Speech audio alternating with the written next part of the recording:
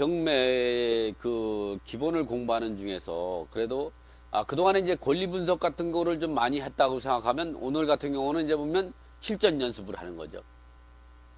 일단 우리가 제일 먼저 하면 우측 이제 그 상단을 보시면 여러분 아시겠지. 경매 47 번째 경매 정보 사이트의 종류와 우량한 부동산을 찾는 방법은 어떻게 해야 되는가. 이 부분에 대해서 여러분이 오늘 이제 본인이 이제 이제 방송을 이제 하게 되는데, 여러분 첫 번째 경매 정보 사이트에는 어떠한 종류가 있는가, 그리고 그러한 이 경매 사이트에서 우량한 물건을 어떻게 찾는가, 이 부분들, 그리고 찾아서 분석하는가, 이 부분을 오늘 집중적으로 한번 해보자 하겠습니다. 자, 그럼 경매 사이트는 어떤 것이 있는가? 이렇게 이제 보면 경매 사이트 보면 지금과 같이 이제 보면 이 사설 경매 정보 세트 이제 그 회사라는 거는 왜 그러냐면 우리가 경매 물건을 무료로 제공하고 있는 대법원 경매 정보 사이트에서 검색을 한다면은 자료 같은 건 전부적으로 이 공적 장부 같은 거 등기부라든가 또는 기타 건축물 대장이라든가 이런 부분들을 직접 본인이 띄어야 되기 때문에 그러한 불편, 그리고 또 기본적인 권리 분석 같은 걸 정리를 안 해가지고 일일이 하나씩 구분하려면 처음에 시작하는 분들은 좀 어렵죠. 그래서 대부분이 이제 사설 경매 정보 사이트를 이용하게 되는데, 그러한 사설 경매 정보 회사는 어떤 회사가 있는가? 지금같이 보면 이제 구독전이 있습니다. 그리고 부동산 태인도 있고, 또 이렇게 지지 옥션, 스피드 옥션, 탑 옵션, 뭐 이 밖에도 뭐 사설 정보 회사들이 상당히 많은데, 그 중에서 뭐 대표적으로 제가 보기로는 이 정도가 좀 이제 줄 가지고 있고, 이러한 사설 정보 회사 등이 경매 정보 사이트를 이용하는 방법은 무료로 하는 게 아니라 유료로 진행됩니다. 유료로 제공하고 있어서 사용하려면 별도의 회비를 내야죠. 비용을 필요하다. 하지만 경매를 종합적으로 분석해 놓아서 이용자들이 정보를 분석하는 과정에서 많은 도움을 주고 있죠. 그래서 한번 그러한 사이트를 제가 한번 여러분에게 보여드리겠습니다. 이런 구독전 정보 사이트 같은 경우는 이제 홈페이지 들어가면 이같이 네이버에서 또는 구글에서 이제 구독전을 검색을 하면 이런 홈페이지를 이제 확인할 수가 있는 거죠. 기본적으로 보면 이제 제가 한번 좀 열어놓은 걸 한번 보여드리겠습니다. 지금과 같이 이런 사이트를 볼 수가 있습니다. 그리고 다음은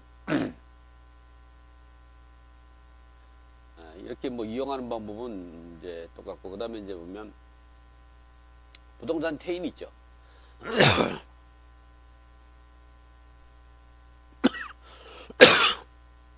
부동산 태인 홈페이지 같은 경우도 이런 여러분이 이제 네이버에서 부동산 태인이라든가 뭐 구글에서 부동산 태인 하면 이렇게 검색할 수 있습니다. 그러면 이제 보면 지지 옥션 같은 경우도 이런 홈페이지가 있죠. 여기도 유료로 이용하면 됩니다. 그래서 이제 네이버나 구글 이런 뭐 인터넷 사이트에서 이제 지지 옥션을 검색하면 이런 사이트라고, 이런 부분에 대해서 이제 상단에 있는 전화번호를 통해서 유료로 가입하고 이용할 수가 있는. 그 밖에 또 스피드 옥션도 있습니다. 네, 스피드 옥션. 그 다음에 뭐 탑 옵션 같은 부분도 있고, 어쨌든 이런 부분들을 이용하는 거는 유료로 이용하게 되는데, 그래서 이런 물건을 우리가 이런 데 가입해서 유료로 하면 본인들이 이제 보면 이제 내가 하고자 하는 기본적인 뭐 일부 내가 물건을 찾고자 하는 일부만 해서 1년 단위로 해서 이 가입하게 되면 비용이 그렇게 들지 않는데, 전국으로 하게 되면 비용이 많이 들겠죠.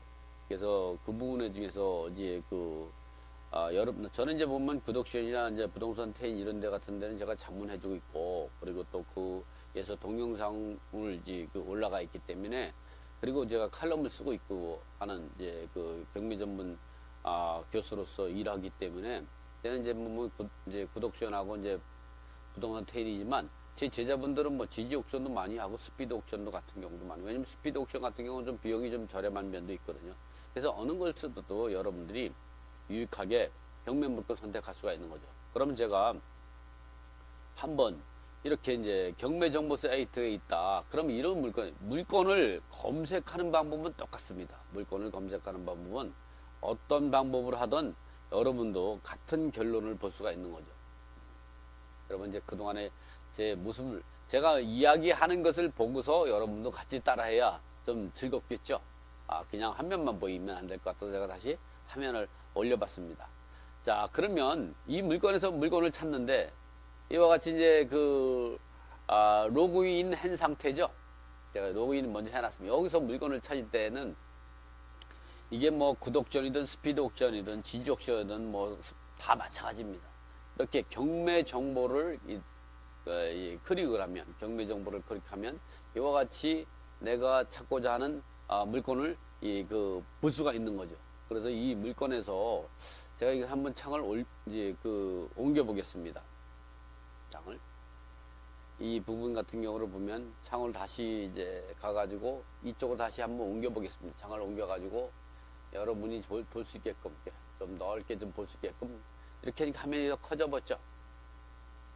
여기서 어떻게 하냐면 경매 검색을 누르게 되면 지금과 같은 내용이 나옵니다. 그래서 크게 우리가 물건을 분석하는 방법은 이와 같이 종합 검색으로 물건을 찾는 방법, 아니면 딜별로 검색하는 거로서 밑으로 내려가면 경매 일정별로 하면 이달에 달력이 나와가지고 이 달력이 날짜별로 진행되는 물건이 나옵니다. 그래서 찾는 방법 두 가지 방법을 다 제가 한번 이용을 한번 해보도록 하겠습니다.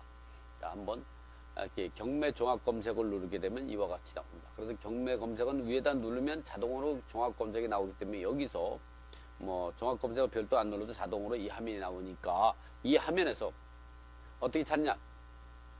법원을 이 어느 법원이냐? 법원을 선택할 수가 있는 거죠. 법원 선택을 해가지고 검색을 할 수도 있고 또 이게 사건 번호를 넣을 수도 있죠. 사건 번호를 알면은. 그런데 이제 그리고 진행된 물건이냐 또는 이제 유찰된 거냐, 매각 허가가 나온 거냐, 잔금 납부하냐, 배당길이냐, 매각 절차가 뭐 변경됐냐, 불허가 됐냐, 정지됐냐 이런 부분들도 별도로 할 수 있고, 보통 우리 같은 경우는 보면 이렇게 전체로 해서 선택을 많이 하죠. 그리고 여기에서 다른 건 건들지 않고 내가 찾고자 하는 물건을 선택할 수 있죠. 그래서 이게 서울이면 서울 해가지고 제가 한번 영등포면 요즘에 영등포가 좀 뜨고 있죠. 왜냐면 그래도 저평가돼 있고 그런 쪽에 또 신안선선이 지나가는 이런 쪽에서는 영등포 지역이 좀 괜찮은 것 같더라고요. 가격이 동작구나 서초, 강서 그리고 마포, 용산, 마용성이죠. 성동구, 광진구 이런 데에 비해서는 그래도 저평가돼 있기 때문에 그렇지만 앞으로 주변 지역에 오르면 함께 오르죠. 저도 아파트 많이 사놨습니다. 자, 이쪽 보면 여기에 보면 이제 영등포를 한번 찾아보겠습니다. 영등포를 찾고 영등포를 찾았죠. 그리고 물건이 종류를 선택할 수가 있는 거죠. 내가 찾고자 하는 게 뭐 이걸 안 하고 다 누르면 영등포에 뭐 다 눌러보면 물건이 여러 가지가 나오죠. 한번 눌러볼까요? 이 상태로만 누르면 근린 상가도 나오고 공장도 나오고 오피스텔도 나오고 아파트도 나오고 여러 가지가 많이 나오죠. 이런 상태에서 한번 분석을 한번 해보죠. 여러분이 이게 했다면 아파트만 찾고 싶다면 이게 아파트만 선택해서 넣게 되면 이렇게 검색을 할 수가 있는 거예요. 그럼 아파트만 찾아볼 수가 있는 거죠. 그럼 여기서 우리가 보면 그러면 아파트를 한번 찾아보자. 아파트 또는 다세대를 찾아보자. 이런 부분을 이제 선택을 안 하고 전체 보기로 하고 이 선택을 한번 해보겠습니다. 선택을 하면 다양하게 나오죠. 이 상태에서 하나하나 찾아보고 이 영등포 쪽에 있는 물건을 중에서 내가 근린상가? 뭐 나는 근린상가는 뭐 관심이 없어. 공장? 나도 공장은 별로 관심이 없어. 그러면 나는 그냥 오피스텔 한번 찾아볼까? 오피스텔을 이렇게 들어가 볼 수가 있는 거죠. 이렇게 오피스텔을 들어가 보면 오피스텔을 클릭하게 되면 지금과 같이 오피스텔이 나오는 겁니다. 그래서 오피스텔 같은 경우를 보니까 이게 위치가 어디 있느냐가 상당히 중요하죠. 영등포 지역도 상당히 넓죠. 그 넓은 지역에서 우리가 오피스텔이 이제 보면 이렇게 눌러보면 위치가 어디쯤 있느냐, 여기에 위치가 있는 거죠. 그러면 여기 어디겠냐면 이제 보면 여기가 9호선 색강역이 있는데, 그리고 여기는 카톨릭대학교 여의도 성모병원. 그리고 여기는 본건이 여기 있는 거죠. 그리고 여기가 63빌딩이죠. 여러분 63빌딩 잘 아시죠? 63빌딩 바로 옆에 있는 아파트예요. 오피스텔이죠. 오피스텔. 그러니까 이런 부분들 같은 경우는 그럼 이거를 이 정도면은 뭐 오피스텔이 그 이용하시는 분, 업무용으로 이용하시는 분들이 많죠. 근데 이 부분이 보면 1억 8,100이 감정가인데 이것이 이제 1억 4,480만 원, 20%가 저감이 된 거죠. 2차에서. 최초에는 2018년 11월 6일 날 진행해서 엊그저께 진행됐죠. 그리고 나서 오늘인 다음에는 2018년 12월 5일 날 1억 4,400, 20% 저감된 1억 4,480만 원이고 입찰 보증금은 1,448만 원이죠. 여기에는 보면 소유자와 채무자가 박정은이고 채권자는 권소영 씨인데 이렇게 보면 이 물건을 보니까 여기에 오피스텔 같은 경우는 업무용으로 많이 쓰게 되니까 사업자 등 대학 요건은 사업자 등록을 갖추는 경우가 많죠. 지금도 상가 보면 주식회사 뮤추럴 쉽 브로킹 근데 사업자 등록은 2015년 4월 20입니다. 뭐 보증금은 미상이고 월세가 80이니까 보증금 없이 80만 원에게 거주하는 것 같아요. 근데 말소기준 권리는 2012년 5월 29일 근저당 하나은행인데 이 금액 같은 거는 2010년 7월 2일 날 1억 4,560만 원에 거래가 됐네요. 그리고 근저당 하나은행이 그러니까 이 임차인은 2015년 4월 20일 날이니까 2012년 5월 29일보다 늦죠. 말소기준 권리 이후에 대학 요건을 가졌기 때문에 이런 사람들은 그 배당에 참여하더라도 이 근저당보다 후순위가 되죠. 그래서 보니까 이 하나은행이 이제 그 9,700만 원 정도 되고 권소영이 5,500이니까 이런 경우 배당 요구를 해도 배당받을 것도 거의 없지만 임차인도 보면 보증금 없이 그냥 월세로만 사는 거기 때문에 뭐 그다지 불리하지도 않고 그래서 이런 거 낙찰받으면 이사비용 한 100만 원 정도 이렇게 지급하고 낸다든가 아니면 재계약을 해가지고 더 사는 방법을 하든가 이런 정도로 하면 아주 쉽게 낙찰받을 수가 있죠. 그래서 이 부분을 보면 1억 4,500만 원, 60만 원 정도의 2010년도에 낙찰받으면 지금은 이 감정가가 요 정도 선에서 제가 시세 조사는 안 해봤지만 뭐 저도 갑자기 여러분과 같이 갑자기 이 시세가 한 1억 8천 정도는 갈 겁니다. 이 정도 되면. 왜냐면 지금 건물의 전용 면적이 50.2고 15.131이면 이 부분 같은 경우는요 큰 겁니다. 거의 30평대거든요. 그래서 이런 부분들 같은 경우는 우리가 이제 그 낙찰 받으면 한 뭐 1억 8천에서 2억 정도 가죠. 그래서 이런 경우라면 이 정도 가격대에 낙찰 받으면 임대 수익이 꽤 나올 수가 있는 거죠. 왜냐면 보증금 80만 원 정도 지금 있으니까 이 정도 되면 한 100만 원 정도 보증금 1,000에 100만 원 정도 받을 수가 있거든요. 수익이 나올 수가 있는 임대 수익이 많이 나올 수가 있는 거죠. 왜 그러냐면 이런 정도로 따지면 그 100만 원 정도 받으면 1년에 1,200만 원이죠. 이런데 뭐 1억 5천, 6천, 1억 6천에 받는다고 하면 거의 뭐 한 수익률이 8%대 나올 수가 있는 거죠. 그래서 이런 부분은 이제 권리하지 않고 낙찰 받으면 낙찰자가 인수할 것이 없는 거죠. 자, 다음 문제 보면 우리가 이제 이렇게 분석을 하는 거죠. 이렇게 지금처럼. 그래서 우리가 이제 지금 같은 경우는 우리가 이제 보면 어떤 걸 알아봤냐 이렇게 물건을 찾아. 이번에는 이제 아파트 한번 해볼까요? 아파트 같은 경우 당산동에 강변 레미안이 있습니다. 이것도 많이 떨어졌죠.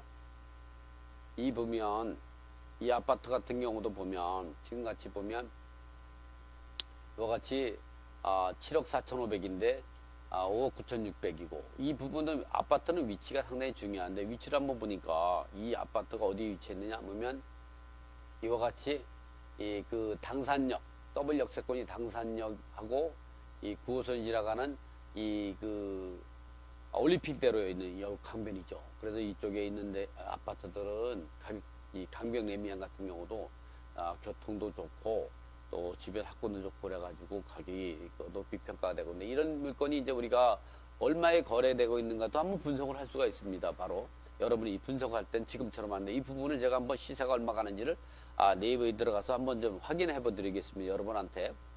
여러분도 지금처럼 이렇게 하면 되는 거거든요. 제가 한번 찾고 있습니다. 여러분도 같이 본인하고 같이 찾아보면 이게 부동산을 네이버에 부동산을 하면 네이버에서 부동산 매물 시세가 나와 있는 걸 우리가 확인할 수가 있는 거죠. 좀 더 키워보겠습니다. 화면을 좀 키워보는 게 보면 서울시 그리고 영등포구 그 다음에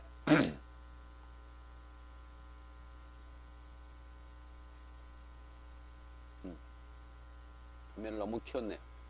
서울시 영등포구 그러면 어디냐면 그 당산동 화면을 너무 키니까 이제 그 당산동이면 영등포구 당산동이면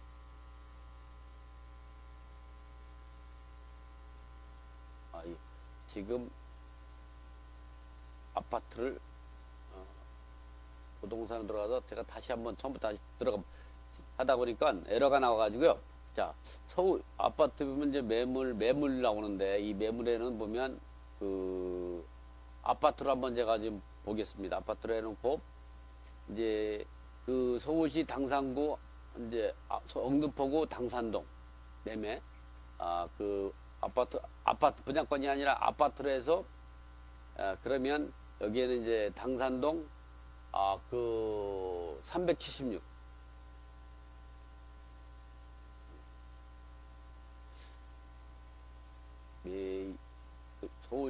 서울시 영등포구 지금 그리고 요 부분은 제가 보면 이제 하다 보니까 좀 요거는 제가 다시 이제 지금처럼 이렇게 시세를 조사하면 되는데 이게 지금 아무래도 화면이 좀 에러가 나왔기 때문에 제가 이제 요거는 이제 나중에 설명드리는 걸로 하고 이렇게 이제 조사를 여러분 이제 매물 조사를 이렇게 하면 되는 겁니다. 해가지고 하다 보면 이 물건이 그럼 이 물건이 이제 보통 요런 정도 되면 가격이 좀 많이 올라가지고 한 이제 이 정도 되면 이게 이제 24평 전용이 24평 나오니까 요건 한 30평대 아파트인데 이런 경우라고 하면 거의 한 8억 정도 가죠. 그런데 이렇게 떨어지는데 이 가격대에서 들어가기에는 좀 그리고 왜냐면 요즘같이 대출이 좀 막혀있고 막 이러다 보니까 떨어졌는데 지금 같은 경우는 이런 경우는 아마 이게 매각이 되면 한 6억 5천 정도 이렇게 올라갈 겁니다. 어쨌든 이 물건을 입찰 들어간다면 여러분들은 일단은 최병현 씨가 누군가 보니까 이 사람이 이제 보면 소유자가 아니기 때문에 임차인이라면 대항력이 있죠. 2008년 4월 10일이죠. 근데 말소기 증권료는 2008년 7월 29일 날 신한은행이죠.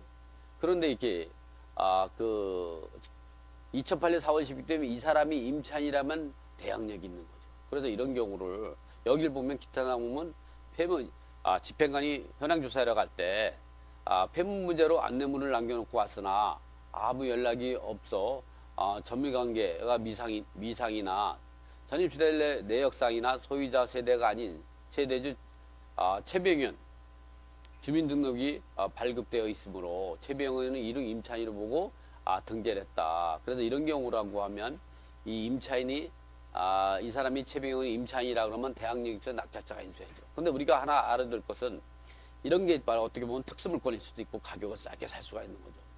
이런 근저당이 신한은행이 2억을 갖다가 근저당을 설정해주고 그 다음에 또 2011년 4월 1일 날 신한은행이 또 1억을 대출해주고 또 이런 상태에서 3억이 대출이 나갔죠. 이런 상태라고 하면 이 사람이 최병현 씨가 임차인이라고 하면 이 대출을 안 해줬겠죠. 그럼 이런 사람이 어떻게 되는가를 일단 우리가 등기부를 한번 열람을 해서 이 분석을 해보는 거죠. 지금처럼 간단하게 등기부를 이렇게 열람해 보니까 이제 여기에 이제 누가 있느냐 보면 소유자가 누군가 최병현 씨가 누군가를 우리가 찾아보는 거죠. 등기부로 따져가지고 그럼 박정희 씨가 2002년 9월 6일 날 최초 소유자였다가 그 다음에 소유권자이 고재훈 씨한테 갔다가 그 다음에 이제 지금은 이제 고재훈 씨네요. 그러니까 이 고재훈 씨하고 최아무개하고는 어떤 관계가 있는가를 우리가 파악해야 됩니다. 그래서 이런 파악 같은 경우는 지금 이제 파악을 다 할 수 없지만 여러분이 이런 것들은 입찰 들어가는 걸 조심해야 됩니다. 왜냐면 잘못 들어갔다가는 여러분이 이제 그 손해를 볼 수가 있죠. 그래서 이런 부분들이 있다 그러면 이런 부분을 여러분이 임차인이 아니고 가족관계라든가 아니면 무상거주 확인서를 작성했다 했을 가능성이 높죠. 이렇다고 했을 때 이 사람이 임차인이 아니다 그러면, 근데 이런 경우는 일단 여러분은 임차인이라고 보고 이것이 정확하게 파악이 되지 않으면 입찰 들어가면 안 됩니다. 인수해야 되는 거죠. 자, 이와 같이 이제 보면 우리가 기본적으로 이런 물건이 나왔을 때 우리가 물건을 찾아가지고 권리부서, 이번에 같은 경우는 이제 보면 다세주택을 한번 볼까요? 영등포 대림동에, 영등포에 있는 것만 갖고 너무 찾으니까 여러분이 좀 언짢으시죠?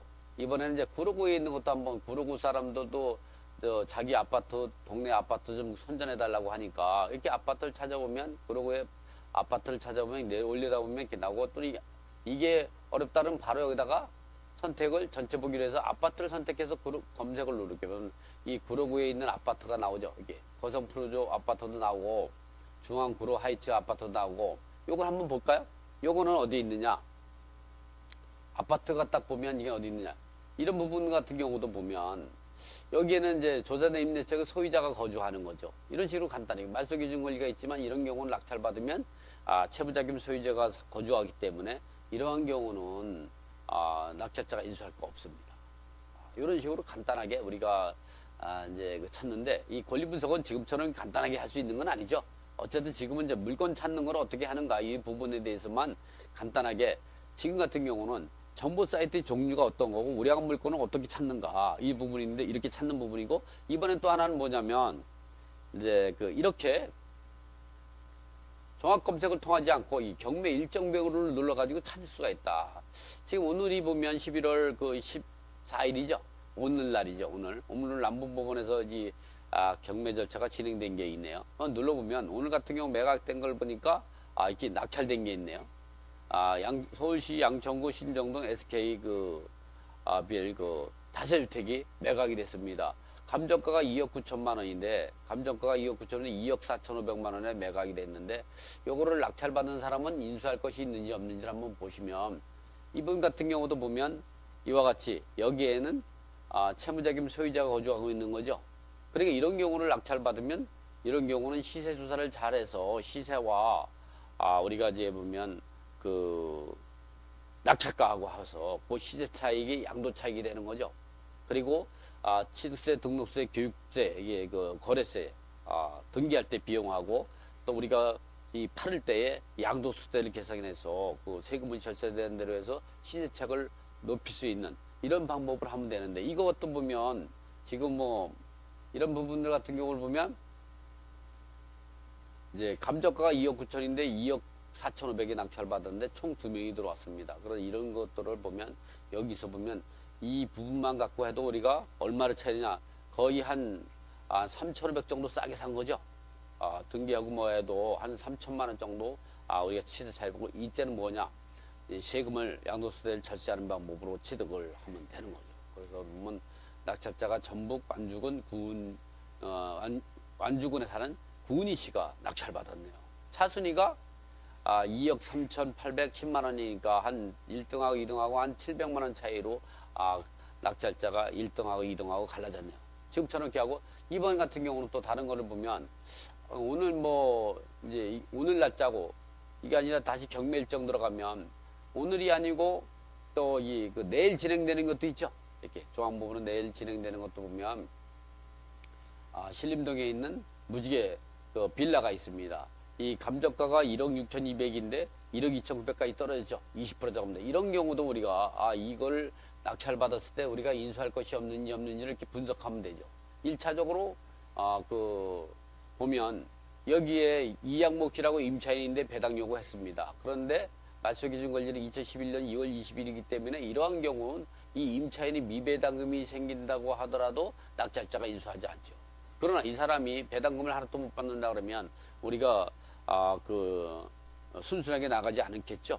그러면 이사 비용이 들어간다든가 아니면 강제 집행 비용이 들어간다는 거죠. 근데 결국은 보면은 2011년 2월 21일이니까 이 사람은 1억 1,000입니다. 그러면 이 사람한테 기준을 했을 때는 이 사람은 소액임차인이죠. 소액임차인은 왜냐면 2018년 1월 31일부터 현재까지는 아니죠. 2018년 9월 18일부터 현재까지는 1억 천 이하일 때 3,700만 원의 주택가액 2분의 1 최우 선면을 받았다고 해도 이 근저당 설정 당시를 기준할 때는 소액임차에 되려면 7,500만 원 이하일 때 2,500원을 주택가액 2분의 1 최우 선면 받을 수가 있는 거거든. 그러니까 소액임차 아니고 확정일가 받아야 되는데 우선적으로 근저당권자가 5,640만 원을 일수지로 배당받고 그럼 나머지 금액이 예를 들어서 뭐 한다 그러면 이 사람은 그 확정일자 우선 면제권 받으니까 이 부분을 한 1억 5천 정도에 낙찰받았다 그러면 이런 경우는 뭐 한 그 5,600 빼고 그러면 한 1억 정도 남으니까 이 사람은 아무래도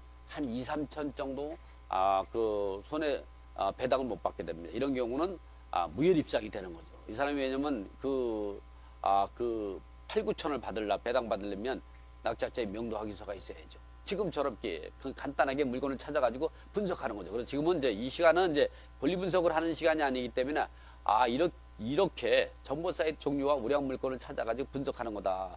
그리고